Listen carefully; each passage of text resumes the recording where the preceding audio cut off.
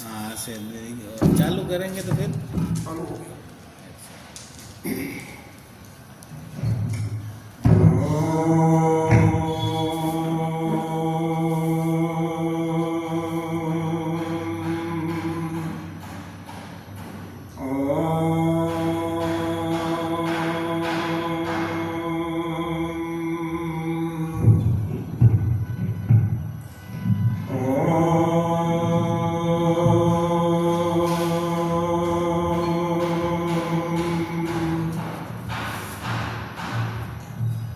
गीता जी के तीसरे अध्याय का 11 से 15 श्लोक तक का पाठ करने होगा। देवानुभावयतानीनं ते देवा भावयन्तुः परस्परं भावयन्तः श्रेयः परं भवाप्स्यथ। इष्टभोगानि यो देव दाशन्ते यज्ञभाविता तदैतान् प्रादभ्यो यो भुङ्क्ते यस्तेनैव यज्ञशिष्टासिनः सन्तो मुच्यन्ते सर्वकिलस्य भुञ्जते हीतभं पापात् ये पश्चात्यात्मकारणात् अन्नाद् हरन्ति भूतानि पर्यज्ञादि अन्नसम्भवः यज्ञादि भवति पर्जन्यो यज्ञकर्मसम्भवः। कर्म ब्रह्मोद्भवं विद्धि ब्रह्माक्षरसमुद्भवं तस्मात् सर्वगतं ब्रह्म निहितं यज्ञे प्रतिष्ठितम्।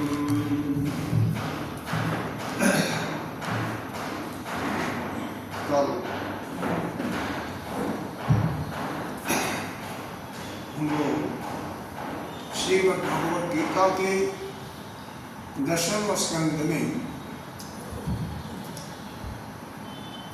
हमने ये देखा कि भगवान के माखन चोरी का लीला इतना अद्भुत किया।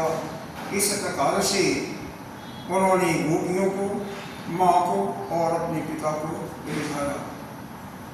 लूटते भी थे और रिझाते भी थे और एक बार तो माँ को पूरे ब्रह्मांड का दर्शन भी कराया। थोड़ी अस्ती होगी सेवा से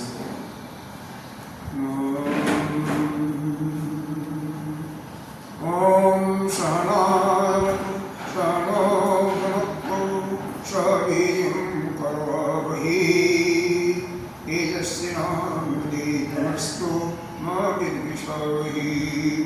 ओम शांति शांति शांति। सच्चिदानन्दरूपाय विश्वोत्पत्तिहेतवे तापत्रयविनाशाय श्रीकृष्णाय नमः।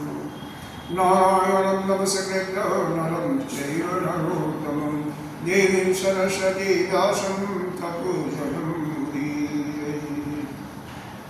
अखण्डमण्डलाकारं व्याप्तं येन चराचरं तत्पदं दर्शितं येन तस्मै श्रीगुरुवे नमः।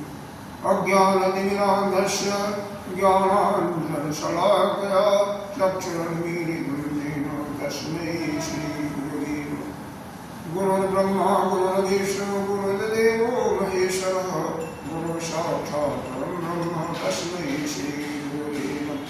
त्वमेव माता च पिता त्वमेव बन्धो च सखा त्वमेव विद्याधरं त्वमेव नवीन सर्वं मम देवदेव नवीन सर्वं मम देवदेव। गजाननं भूतगणाधिसेवितं कपितजम्बूफलचारुभक्षम् उमाशुकं शोकविनाशकारकं नमामि गणेशपदाधिपं। अनंत श्री विभूषित 1008 दशनामी श्री पंचायती महादेववाड़ी अखाड़ा की वरिष्ठ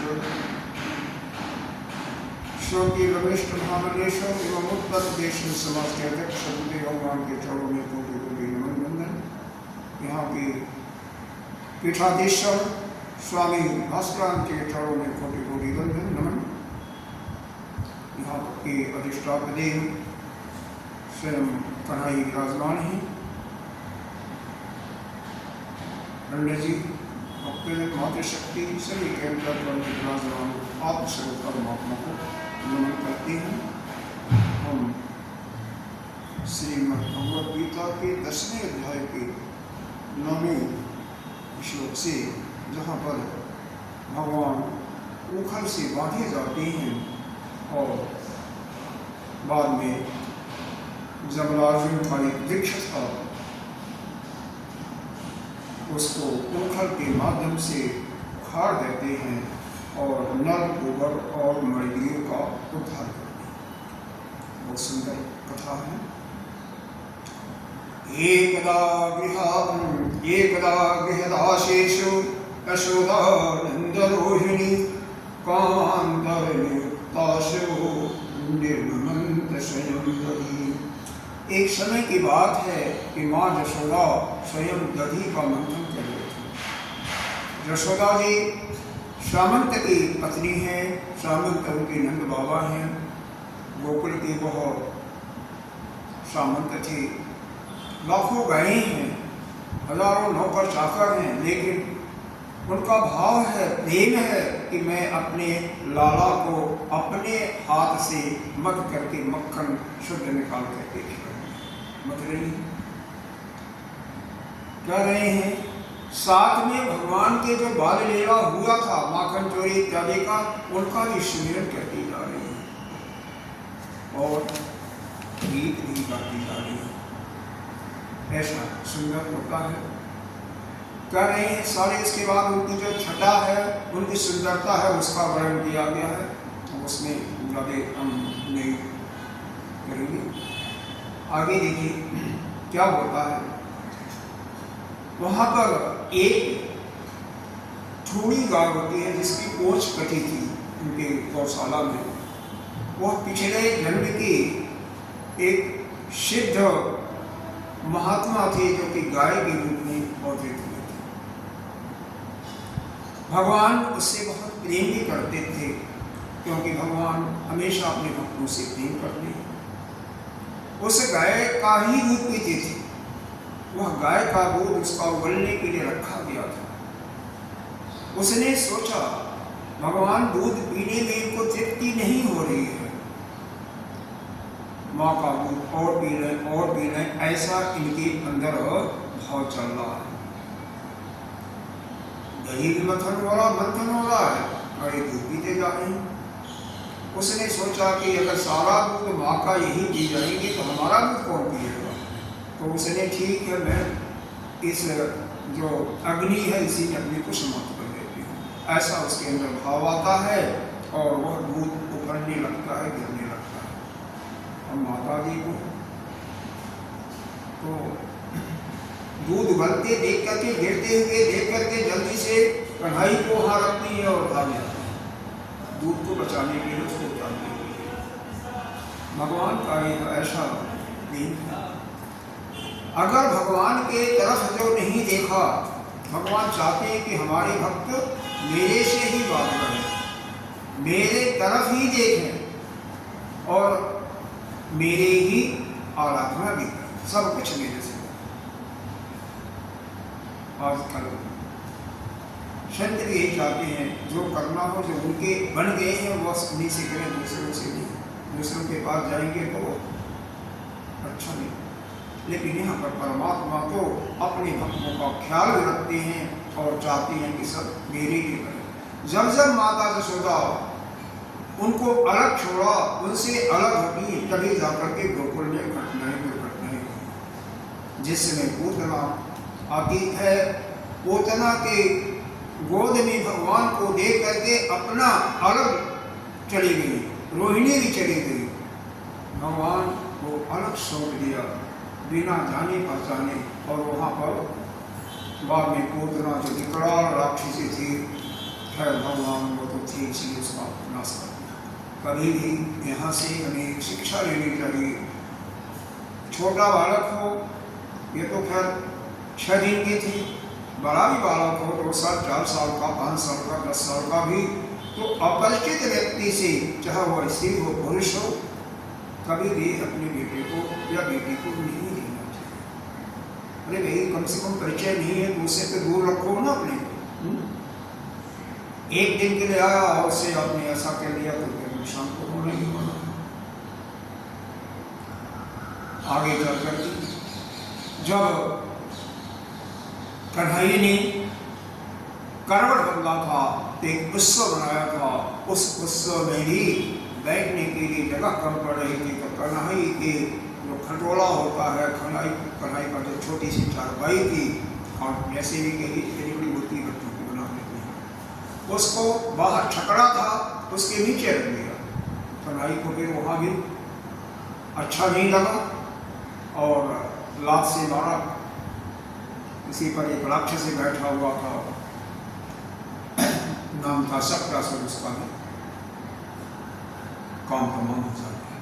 तो जब जब तात्पर्य है, भाव यह है कि जब जब भगवान से माता अलग हुई है, भगवान को अकेला छोड़ दी है, तब तक कोई न कोई घटना उसकी कड़ी नहीं।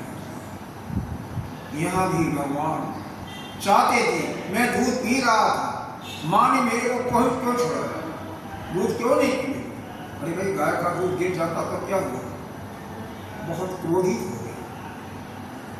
माँ तो चली गई दूध को उठाने के लिए, इनका आंखें लाल हो जाती हैं, वो फड़कने लगती हैं और दांतों से लिखा हुआ है दबा करके किसने पास में एक लोढ़ा जानते होंगे, जब सील होती है इतनी बड़ी उससे रगड़ते हैं, सिलबट्टा कुछ लोग करते हैं, कुछ लोग लोढ़ा करते हैं। गरीब के मरते को खो डाला, मारा उड़ गया। हम देखो 2-3 महीने 4 महीने का बालक, लेकिन भगवान की मर्जी होगी और रोने लगे और अकेले जा करके कोई बासी मक्खन था उसको खाने लगे। देख भी रहे कि जसोदा माँ को नहीं आ रही है, डर भी रहे और उसी मक्खन को बंदरों को भी खिला रहे।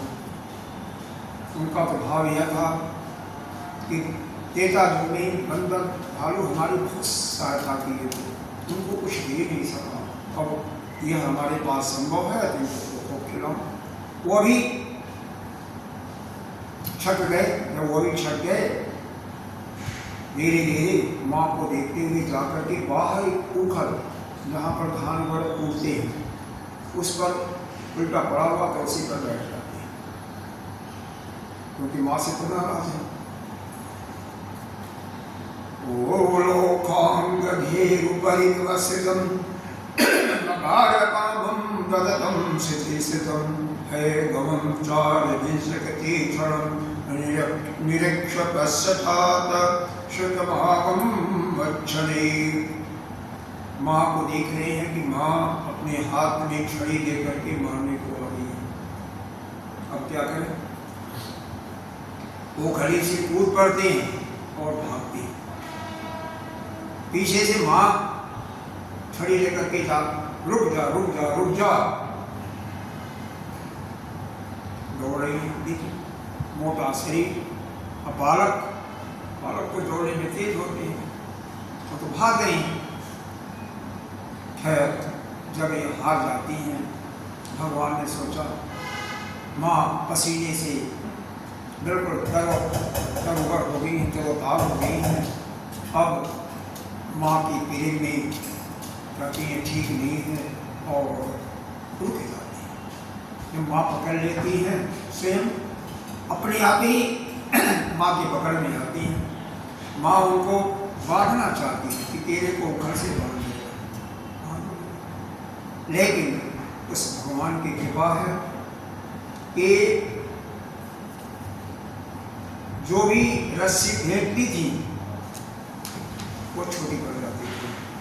एवं संदृष्टा हिंकम हरणा वृत्तवशता स्ववशेनापि किशेन जशीदं शेषरं रस्सी नेमं ग्रंथोऽनुभावोन श्री रव्यंग संसरा प्रसादं लेभिरे गोपी जगत्तत्प्रापणमुक्तिदा केशस्तु गृहकृत्येषु व्यग्रायां मातरे प्रभो अद्राक्षीत् अर्जुनो पूर्वं गुहतो धनात्मजो।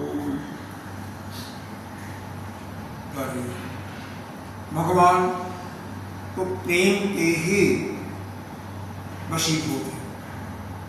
माँ के अंदर जब तक क्रोध था, यह सोच रही थी कि मैं इसको अपने घर के अंदर इतनी रस्सियाँ पड़ी हुई हैं सबसे बांध दूंगी, लेकिन भगवान को बांधने वाले लेकिन भगवान सोचती हैं अब ठीक नहीं है, मैं प्रेम में बढ़ जाता हूँ और भगवान बढ़ जाते हैं, अपने को नम कर देते हैं और अपनी चोटी निकाल करके बांधती हैं। भगवान अब भगवान बन गए। माँ और किसी काम में लगी, माँ किसी और काम में लगी और यह अब बढ़ गए तो मुंह में तो रुलाई तो आई रही है, आंखें झूठी, पानी गिर रहा झूठा, पानी गिर रहा, बच्चे जैसे रोते हैं।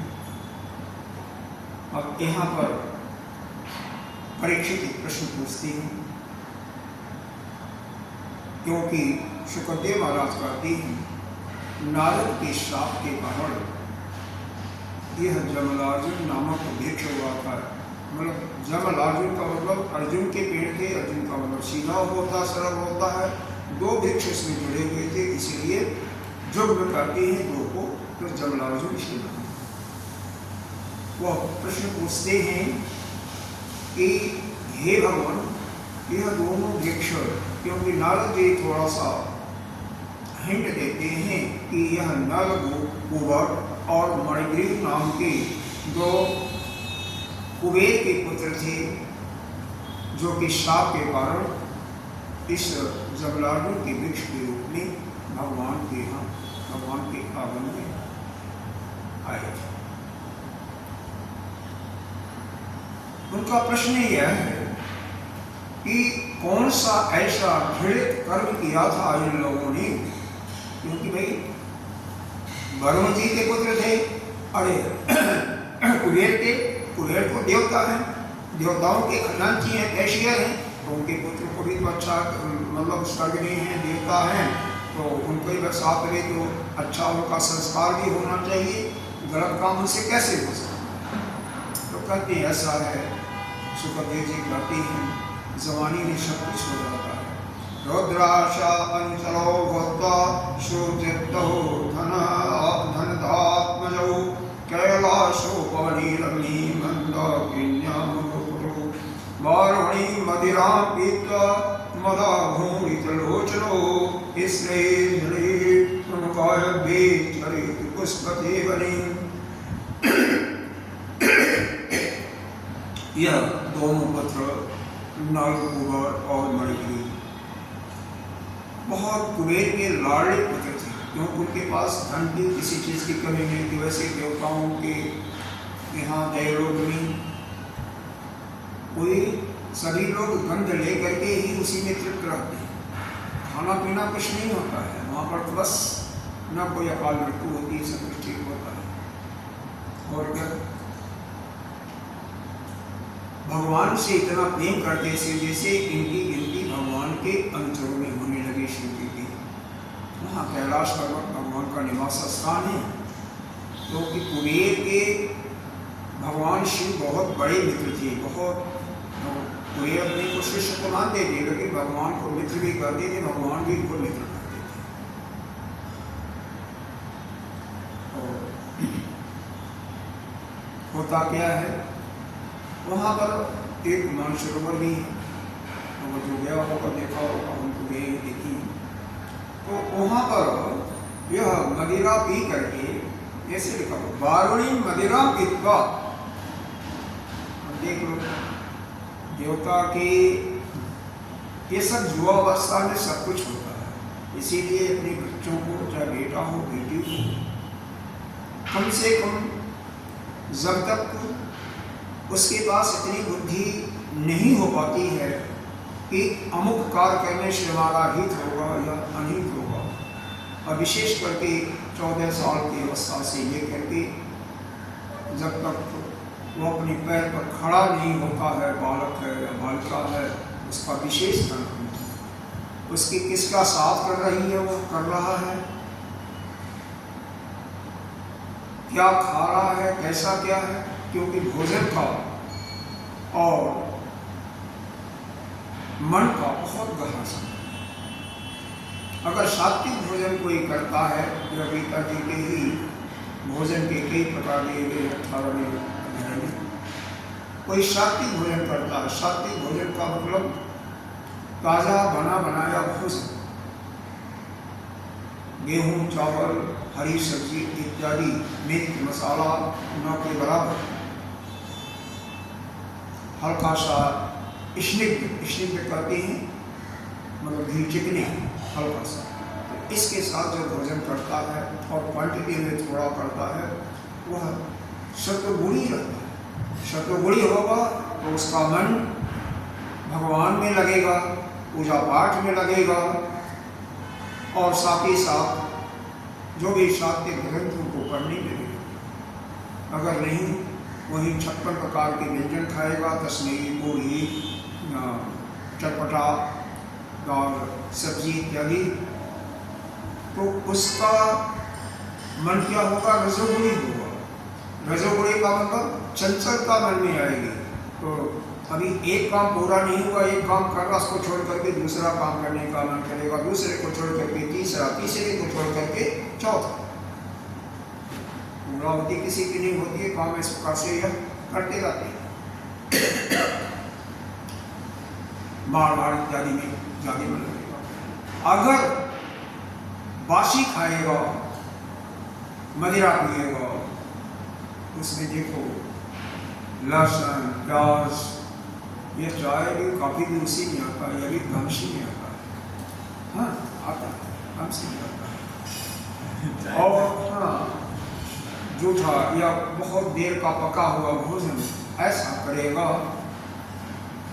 मानसिक ही, तो वह तामसी होगा। तामसिक तमस बुद्धि उसकी होगी। तमस का मतलब क्या है, लथार्जी बना उसके अंदर आएगा, प्रमाद आएगा, आलस में पड़ा रहेगा, निद्रा ज़्यादा होगा, कोई काम भी नहीं करने का मन करेगा और अपना ठीक है उल्टे पलटे काम करेगा। तो जब भी किसी का मदिरा के साथ, यहाँ पर साफ आया है, मदिरा का संसर्ग हुआ है, मदिरा पिया है, तो निश्चित रूप से बुद्धि तामसिक होनी है।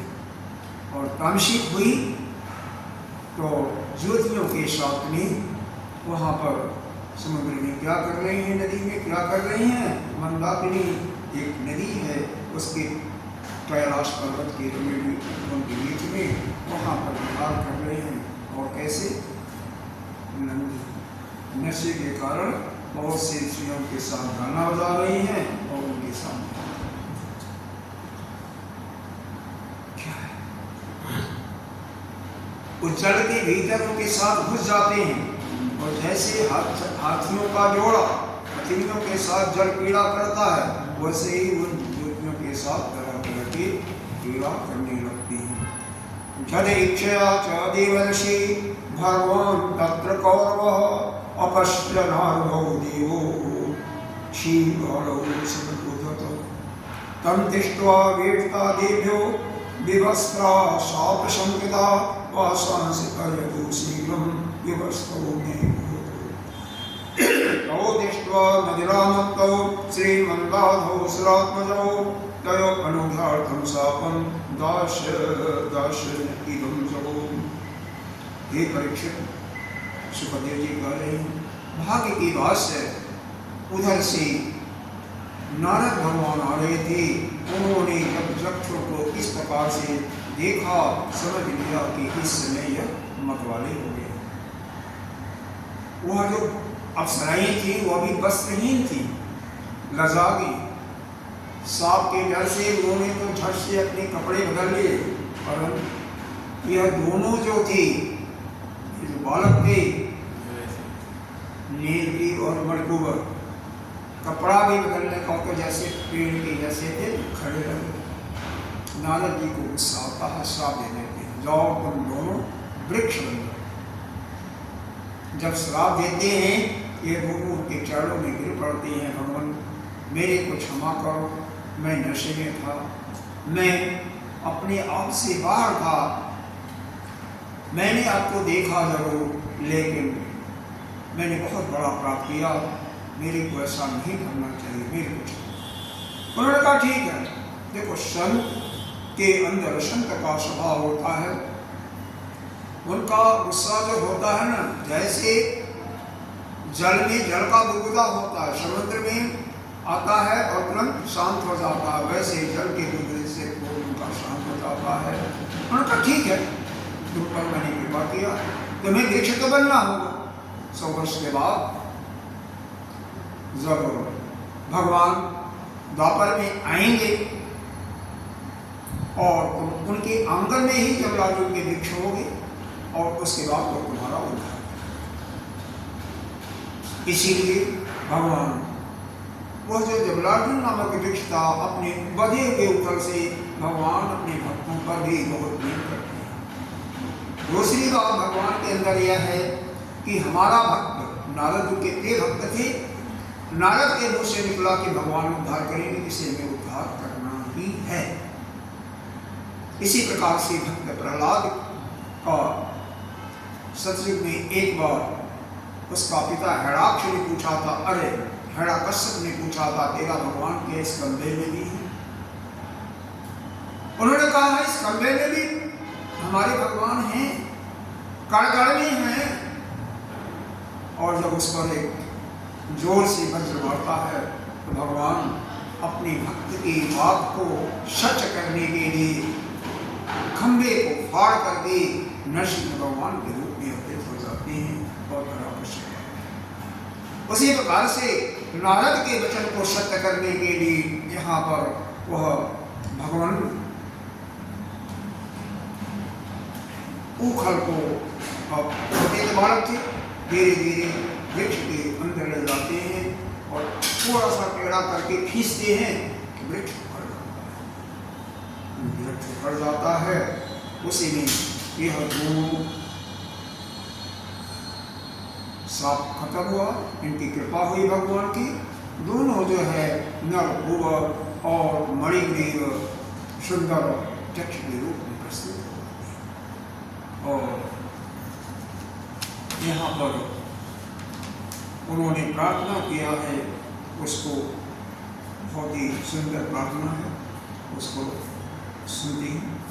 कृष्ण कृष्ण महायोगी त्वमाद्य पुरुष परः व्यक्त अव्यक्तम इदं विश्वं रूपं ते ब्रह्मणा विदुः।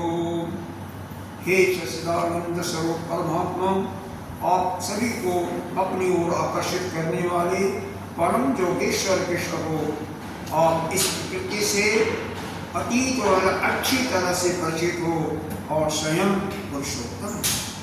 आप वेदज्ञ हैं, वेद को जानने वाले हैं और यह व्यक्त और अव्यक्त संपूर्ण जगत आपका ही रूप है। देखो, यह जगत दो प्रकार का है, एक अव्यक्त जिसको हम प्रकृति कहते हैं, शाम के दर्शन में इसको प्रकृति कहते हैं, और भक्त वेदांत के अनुसार उसको माया कहते हैं। क्योंकि वास्तव में जो वह ब्रह्म है, निर्गुण निराकार है, उसके तो न कोई रूप है, न कोई गुण है, न कोई अवयव है, लेकिन उसी के अंदर जब इच्छा होती है एक से बहुत होता है। जब परमात्मा को अकेले रहना स्वीकार नहीं था तो हम लोग कैसे रहेंगे, जो स्वाभाविक होता है। इसीलिए हम लोग भी अकेले रहना पसंद नहीं करते हैं, लेकिन साधना अकेले ही होती है, साधना में साथ नहीं होता है। लेकिन यहाँ पर भगवान माया का सहारा लेते हैं और वही ईश्वर कहलाते हैं या परमात्मा या भगवान कहते हैं। वही इस संसार की उत्पत्ति, स्थिति और प्रलय तीनों के कारण है। पुराणों में इसी कार्य को करने के लिए तीन रूप में बताया गया, ब्रह्मा, विष्णु और महेश। ब्रह्मा जगत का, लेकिन वास्तव में वह एक ही है, अलग नहीं है, एक ही है। यहाँ पर एक जगह लिखा हुआ ब्रह्मा तो उनके पुत्र हैं शिव जी तो उनके आत्मस्वरूप हैं, फिर भी कैसे ये विभिन्नता क्यों है? वास्तव में विभिन्नता कुछ नहीं है, एक ही है। हमारे के बड़े बड़े दर्शन शास्त्र के आचार्य हुए हैं, आचार्य स्वामी आदि शंकराचार्य जी, निम्बरकाचार्य जी, श्री रामानुजाचार्य जी जो विशिष्टाद्वैत के बहुत बड़े विद्वान थे, वल्लभाचार्य जी, चैतन्य दास प्रभु जी, महाप्रभु चैतन्य दास जी, ये बड़े बड़े आचार्य इस पर बहुत विचार किए हैं, चिंतन किए हैं और अपने अपने ढंग से किसी ने एक का ही प्रतिपादन किया है, लेकिन किसी ने दो का किया है, किसी ने दोनों का किया। तो असलियत यह है कि जिस समय हम हैं नहीं वास्तव में, लेकिन चूंकि दिखाई तो दे रहे हैं क्यों नहीं? तीनों कालों में हम नहीं हैं। सत्य वही है जो तीनों कालों में है, मतलब पहले भी था, अभी भी है, बाद में। हम अभी दिखाई दे रहे हैं, आज के 100 साल के पहले नहीं दिखाई दे रहे थे, फिर 50 या 60 साल के बाद नहीं दिखाई देंगे। इसीलिए हम असत्य के कोटि हैं, जिसको मिथ्या भगवान शंकराचार्य ने नाम दिया। ठीक है, मिथ्या के, लेकिन उस परमात्मा से जोड़ने के लिए तुम्हें द्वैत भाव का सहारा लेना पड़ेगा ना। जब तक हम किसी को अपने से श्रेष्ठ नहीं मानेंगे तो उनकी पूजा भी नहीं कर सकते, उनका ध्यान भी नहीं कर सकते, उनका बंधन भी नहीं कर सकते। किसी को अगर सत्कार देना है तो अपने को उनसे अलग करना पड़ेगा ना, अपने को छोटा तो मानना पड़ेगा ना। तो इसीलिए द्वैत थ्योरी को अभी कुछ आचार्यों ने दिया, कुछ ने कहा नहीं द्वैत तो है, लेकिन बाद में तो यह करो कि उसके अंदर आत्मा और आपकी आत्मा तो एक ही है। इसीलिए संतों ने पूजा की 5 समय में थोड़ा इस पर विचार कर लेते हैं। 5 किस प्रकार से हमें पूजा करनी चाहिए, 5 उसके नियम बताइए। पहला, अभिगमन। हम किसी भी देवता की पूजा करने जा रहे हैं तो किस रूप में है? ऐसा नहीं है गीले कपड़े सहित हमें जा करके उनकी पूजा करें। जैसे आपका कोई अतिथि आ रहा है, कोई रिश्तेदार आ रहा है, कोई परम मित्र आ रहा है, उसके लिए सज धज करके जाते उसका स्वागत करने के लिए, उसी प्रकार से आप अपने प्रभु की पूजा करने के लिए जा रहे हैं, उसी प्रकार से स्नान करने के बाद सज धज करके ही जाओ, कपड़े पहन करके जाओ। ठीक, अभिगमन हो गया। दूसरा हुआ उपादान। उपादान का मतलब वह उसको जो आपका आराध्य है, क्या क्या पसंद है। अब जैसे गणेश जी अगर आपके आराध्य हैं, महाराष्ट्र में जाके गणेश जी की उपासना करते हैं, तुमको लड्डू चाहिए भाई, दुर्गा लड्डू यही पसंद। शिव जी हैं तो भांग धतूरा बेलपत्र इत्यादि है, अक्षत को पसंद करती हैं। विष्णु जी हैं, विष्णु जी पर अक्षत नहीं चढ़ाया जाता है, वो अक्षत को नहीं पसंद करते हैं, तो विष्णु जी को जो पसंद है वो ले जाइएगा। भगवान शिव को तो भस्म प्रिय है, सफेद सभी सफेद सफेद पुष्प हो, सफेद चंदन हो, सफेद भस्म हो प्रिय। तो उनको अगर गुलाबी पीला ले जाओगे तो पसंद नहीं होंगे। वहीं पर अगर विष्णु भगवान के कर रहे हो तो उनको पीला पसंद है, काम पीला ले जाइए। माता जगदम्बा को अगर ध्यान कर रहे हो, उनको तो अड़हुल का फूल, लाल फूल, गुलाब फूल वह पसंद है, लाल साड़ी है वह चाहिए। तो जो जिसको पसंद है, लाल चंदन है उसको वही दीजिए। सिंदूर माता को पसंद है, हनुमान जी को भी वही पर जो पसंद है वही करें। तो जो आपका आराध्य है उसको जो पसंद है, आपके पूजन का जो थाली है उसमें वही सामान होना चाहिए। यह नहीं कि मंदिर में 10 लोग बैठे हैं, देवता लोग, सबको थोड़ा थोड़ा चाहते जाओ ना। जो आपका आराध्य है उसकी पूजा कीजिए, बाकी को नमस्कार कीजिए, बस बाकी को कुछ नहीं। आपके थाली में वही है। अब उपादान के बाद आता है अज्जु, मतलब किस प्रकार से, किस मंत्र से इसकी पूजा करनी है। यह आपके पूर्व मीमांसा जो वेद का पूर्व भाग है उसके अंदर जो मंत्र है उसके तरीके से सही तरीके से पूजन कीजिए। चौथा पार्ट इसका आता है स्वाध्याय। स्वाध्याय का मतलब पूजा समाप्त हो गया, उसके बाद उसकी प्रार्थना कीजिए। वहां पर पुस्तक नहीं पढ़ना, केवल प्रार्थना करनी। याद नहीं है तो पढ़ सकते हैं, ठीक। उनका अस्थिति होगी। बाद में पांचवा इसका पार्ट आता है स्वाध्याय। बहुत जल्दी जल्दी मैं बोल रहा हूँ, किसी को समझ में नहीं आया तो बोलिए। स्वाध्याय का योग का मतलब आप अपने को उससे जिसकी भी पूजा करो एक कर दो। कब होगा? जब 10 मिनट 5 मिनट 15 मिनट बैठोगे तभी ना। पहले तो आपका शरीर एकाग्र हो जाएगा, मन एकाग्र हो जाएगा, तभी तो आप उसके साथ एकत्व का भाव लाओगे। तो यह योग का यहाँ पर आसन प्राणायाम इत्यादि नहीं है। वहाँ पर योग की गहराई में जाकर के समाधि की अवस्था में, ध्यान की गहराई की अवस्था में, वहाँ पर यह संकल्प कीजिए कि मेरे अंदर जो आत्मा है उसके अंदर जिसकी हम आराधना करें, दोनों तत्व की दृष्टि से एक हैं और वह दोनों ही हम वही हैं, हम उससे अलग नहीं हैं। और वास्तविकता यही है।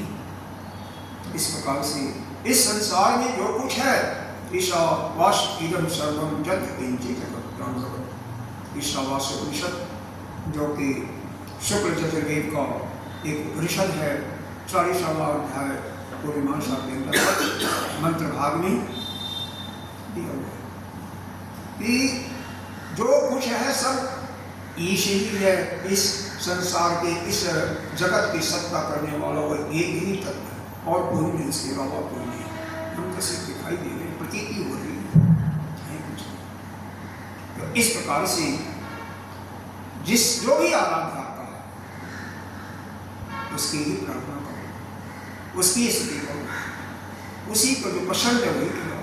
आपके घर कोई अतिथि आ जाए तो जो उसको पसंद होगा वही खिलाओगे तभी तो।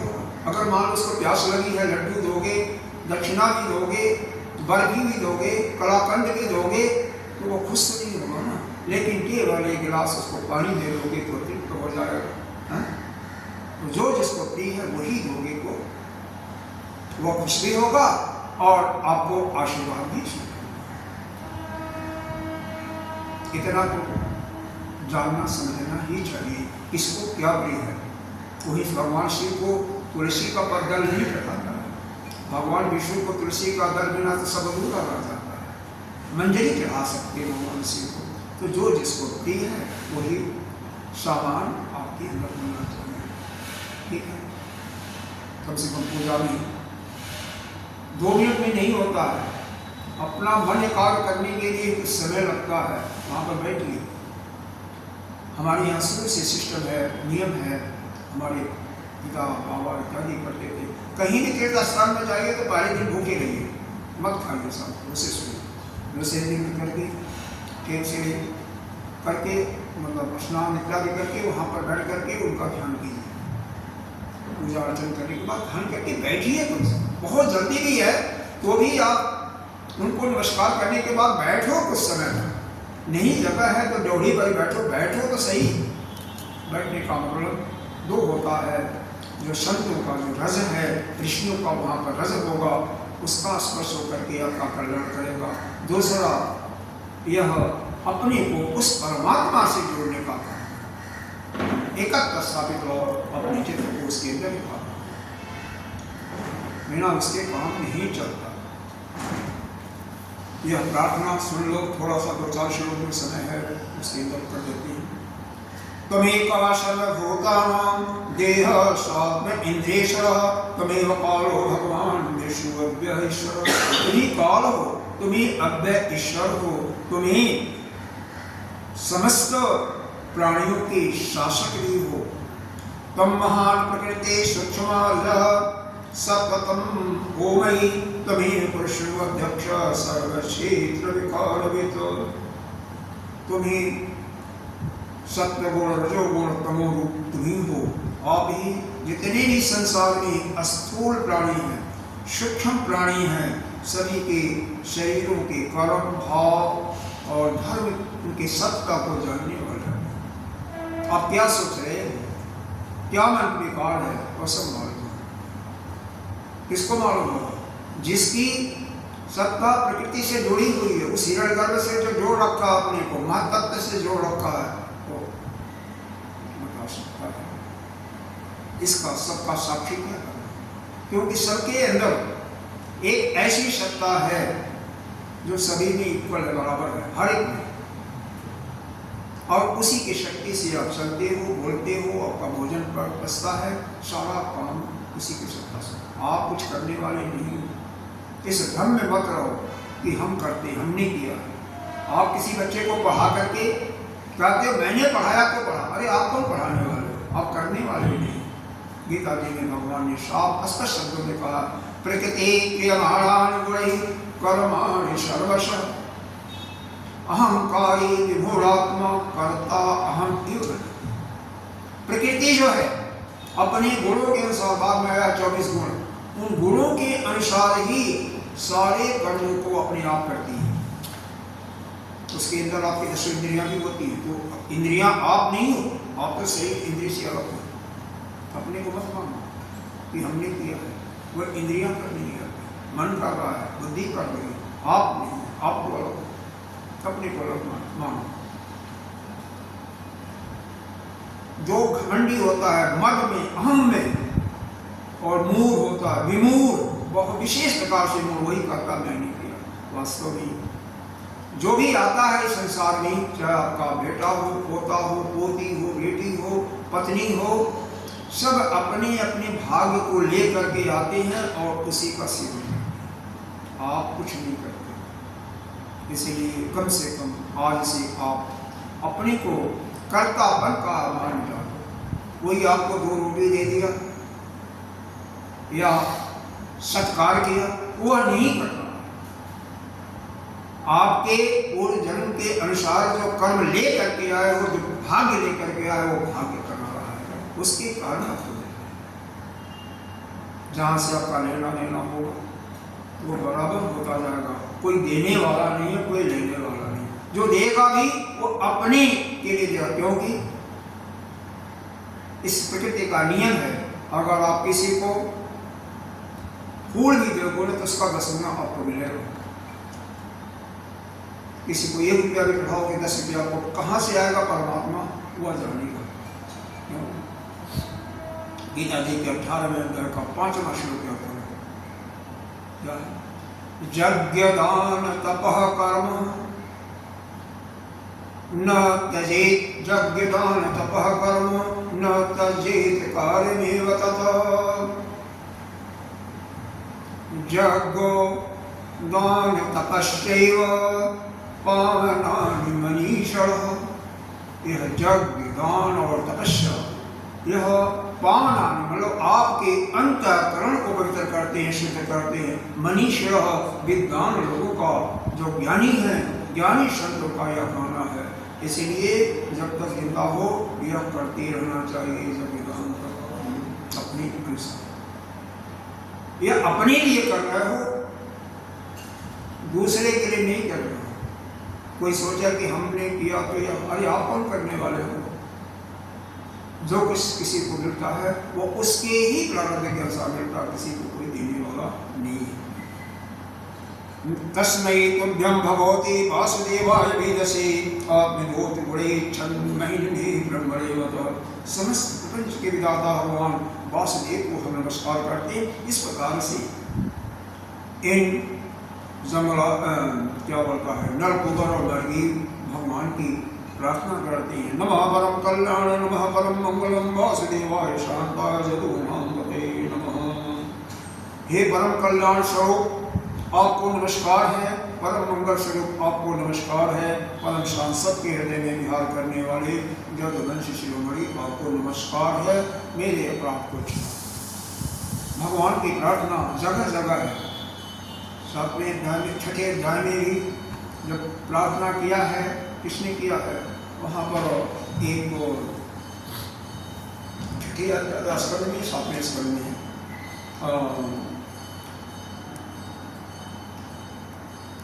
गजराज ने प्रार्थना किया है, भगवान को स्तुति किया।